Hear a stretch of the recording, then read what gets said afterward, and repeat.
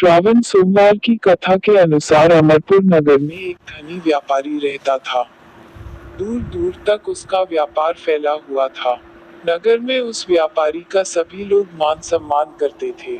इतना सब कुछ होने पर भी वह व्यापारी अंतर्मन से बहुत दुखी था, क्योंकि उस व्यापारी का कोई पुत्र नहीं था। दिन रात उसे एक ही चिंता सताती रहती थी। उसकी मृत्यु के बाद उसके इतने बड़े व्यापार और धन संपत्ति को कौन संभालेगा।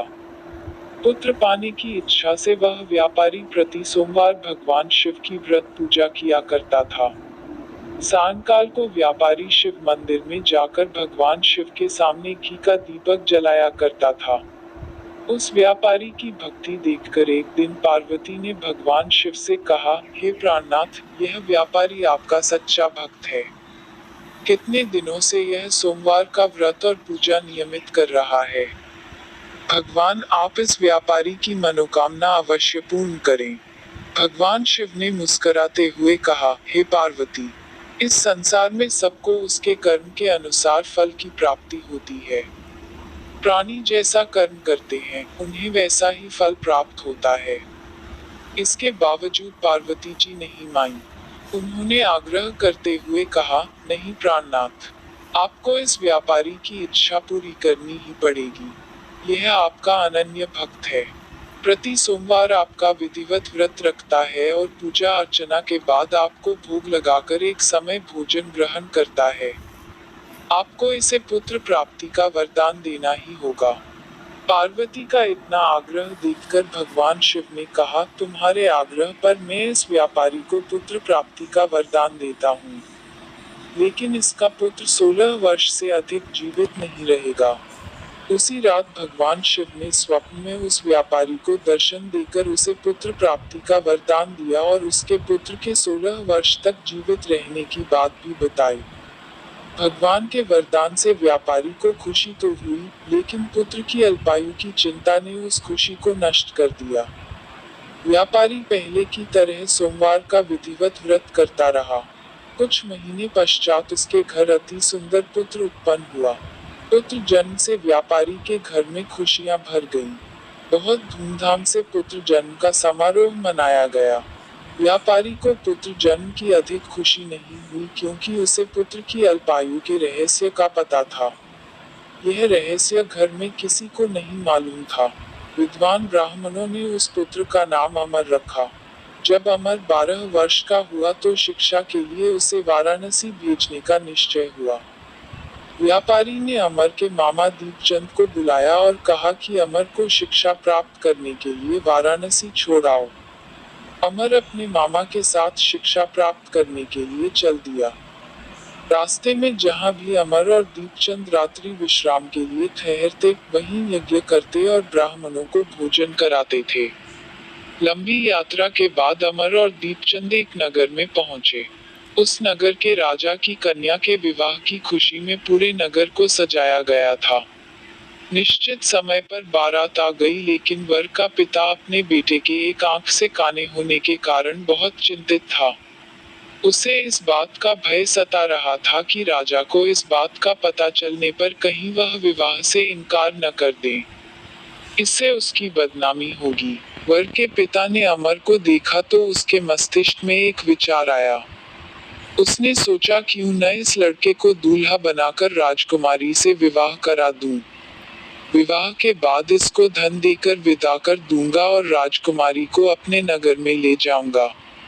वर के पिता ने इसी संबंध में अमर और दीपचंद से बात की। दीपचंद ने धन मिलने के लालच में वर के पिता की बात स्वीकार कर ली। अमर को दूल्हे के वस्त्र पहनाकर राजकुमारी चंद्रिका से विवाह करा दिया गया। राजा ने बहुत सा धन देकर राजकुमारी को विदा किया। अमर जब लौट रहा था तो सच नहीं छिपा सका और उसने राजकुमारी की ओढ़नी पर लिख दिया, राजकुमारी चंद्रिका, तुम्हारा विवाह तो मेरे साथ हुआ था, मैं तो वाराणसी में शिक्षा प्राप्त करने जा रहा हूँ।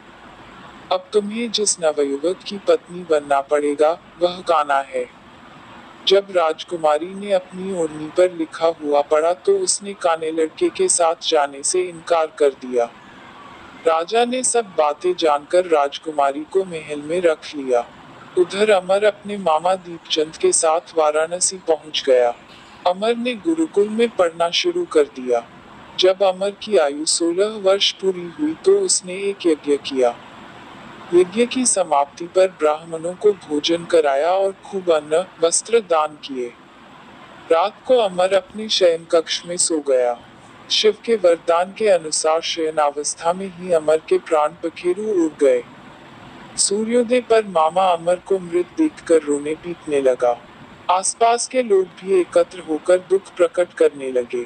मामा के रोने विलाप करने स्वर समीप से गुजरते हुए भगवान शिव और माता पार्वती ने भी सुने।